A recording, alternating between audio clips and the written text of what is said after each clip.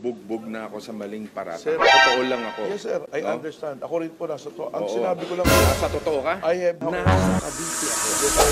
Now, Paano ako napapunta doon? sir, Not my vehicle. Hearsay. sir, Wawasakin mo yung I senador. have no intention. Paano na pa yung mga maliliit natin mga Sir, kababayan? wala po. Senador Bong Revilla Jr. galit na galit at tila parang gusto ng upakan itong si Colonel Bong Nebriha ng MMDA. Ayon sa ulat, nakumpirma ni Colonel Nebriha na convoy ng senador ang dumadaan din sa EDSA busway, kaya ito hinarang sa northbound ng EDSA sa harap ng Mega Mall. At nakumpirma din daw di umano na ang sakay ay si Senator Bong Revilla Jr. At nang malamang ang sakay nga ng nasabing sasakyan ay si Senator Bong Revilla, ay agad din nila itong pinaalis. Subalit, inalmahan ito ni Senator Bong Revilla Jr. Medyo uminit ang ulo ko kanina umaga. Akala ko nababangungot ako no? At ang gumising sa akin, ginising ako ng aking staff at sinabi nga na ako daw ay nahuli sa EDSA, doon sa bus terminal. Bus lane, Ano? busway. Nandito ako sa Cavite. Paano mangyayari yan? Kaya medyo nakakasama ng loob. Dahil yung mga ganitong klase mga parata, katulad ko, may mga pinagdaanan tayong, kumbaga may phobia tayo dito na masakit na pinagdaanan. Tapos eto na naman, yung mga maling parata, parang medyo nagpantingin-ting ako. Kaya aminin ko sa inyo, medyo napikon talaga ako. And I want them to explain kung sino ba talaga ang Bong Revilla yung nakita nila. Baka naman kaluluwa ko yung nakita nila doon. At unang-una, hindi ko kotse yun. Hindi ako gumagamit ng plaka ng 8 na may CA pa. At 17th Congress daw, no? Wala sa pamilya namin ang asawa ko, nakaupo siya ngayon sa CA, pero hindi yung 17th Congress. So fast forward tayo mga kababayan, matapos po na umalma nitong si Senator Bong Revilla Jr. sa mga paratang ni Colonel Nebriha ng MMDA at mga tropa nito, na siya po ay nahuli sakay ng sasakyan na may plakang 8 CA ng 17th Congress, ay nag-init talaga ang ulo nito at tila aambahan at galit na galit dito kay Colonel Nebriha. At di umano ay sinisira ni Colonel ang pangalan ni Senador Bong Revilla Jr. nang hindi muna kinukumpirma kung siya nga ba talaga ang lulan ng nasabing sasakyan. Yes, sir. Nasa Cavite ako. Yes, sir. Now, Paano ako napapunta doon? sir, Now that you know, it's not my vehicle. yes, sir. Like what I've said, I just relied on the information that was relayed to me ng tropa ko, sir. Yes, So sir. based on hearsay, Sir, wawasakin mo yung sir, senador. I have no intention Paano na pa yung mga maliliit natin mga Sir, wala kababayan? pong intention na sa akin kayo. Why will I do that? Bakit mo binanggit yung pangalan ko Sir, sa media? yun po, Sana nakakaradyo po ako. bine-verify niyo muna. Correct. Mga kababayan, syempre, itong mga taong to ay may mga pangalan na. At alam naman natin, mayroon talagang dinanas na hindi maganda rin itong si Senator Bong Revilla. Di ba? Noon, sila po ay nasangkot doon sa anomalya. Alam nyo naman po siguro ang tinutukoy ko.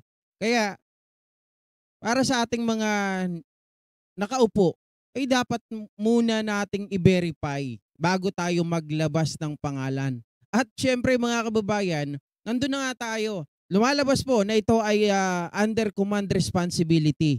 So inaako ni Colonel Nebriha ang pagkakamali. Pero mga kababayan, dapat pa rin kahit papano ay dapat magkaroon din ng sabihin natin sanction yung nasabing tropa ni Colonel Nebriha na nagbigay sa kanya, nagradyo sa kanya na ang sakay daw di umano ay itong si Senador Bong Revilla. That's what I binanggit did. mo sa radio eh. That's what I said. Di po ako Narinig ko yun. in-interview na sinabi ko po na nandun kayo. Wala po akong binanggit na gano'n. Just that, nandun po ako, na nagraradyo po ako, narinig po nila. Hindi, alam mo, Colonel, ako, bugbog na ako sa maling paratang. Sir, I have no Okay? intention. Ako, kahit saan ako pumunta, hindi ako umaatras sa mga Yes, sir. laban na... Yes, sir. I understand. Yung sa totoo lang ako. Yes, sir. I No? understand. Ako rin po nasa to. Ang Oo. sinabi ko lang, sir, Nasa totoo ka? I have no intention of ruining your name. Just that, sir, yun lang po yung information na binigay sa akin. So I relied on that. If it was a mistake, then I like what I said kanina, sir. Nagkakamali tayo, lahat tayo, tao nagkakamali. And I apologize. Pero kung Or hindi niyo po you apologize to the public. Yes, sir. Yes, sir. Yes, sir. I will. I have already apologized, Kano. I'm really sorry. I already apologized kanina. I already made an apology. Tao lang po tayo. Lahat po tayo nagkakamali. Eh ngayon, kung nagkamali po yung enforcer ko, as the commander of the task force, the buck ends with me. I do not need to present the enforcer anymore. Kung nagkamali siya, ako na po ang sasagot noon. Ngayon, sir, wala po akong balak ipatanggal. Kung ako na lang, di ako na lang po. But the buck ends with me. The responsibility ends with me. Yun po ang ang ng commander eh. I need to make decisions. I need to make decisions. It is not to ruin the senator. Alam ko po yung pangalan ng senator. We have common friends. Wala po akong intention na sirain. Kaya kung nagkamali ako na lang po. Ako na lang. That's part of my responsibility. Senator, That's my ang decision po ng management, we discussed it kanina.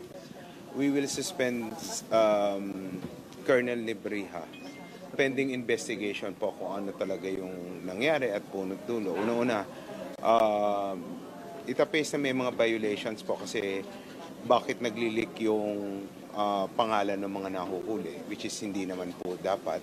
And second, kahit naman po sino na nag-name drop, hindi naman po dapat pinalilibre. Yun po yung Exactly. policy namin. Dapat hulihin kung Yes, sino sir. man yung di ba? Yes. Tikitan nyo. Yes, sir. Kasi ang dami po talagang nag-name drop. And ang instructions ko naman po, kahit na nag-name drop, ay hindi po talaga dapat payagan. It's just that, yun nga po ang sinasabi ko kanina kay Colonel Nebriha, na bakit lumalabas yung mga pangalan, lalong-lalo na yan, kung mali pala. Kawawa naman yung mga napapangalanan na mali. Kaya nga po kami na andito para... Tama mga kababayan.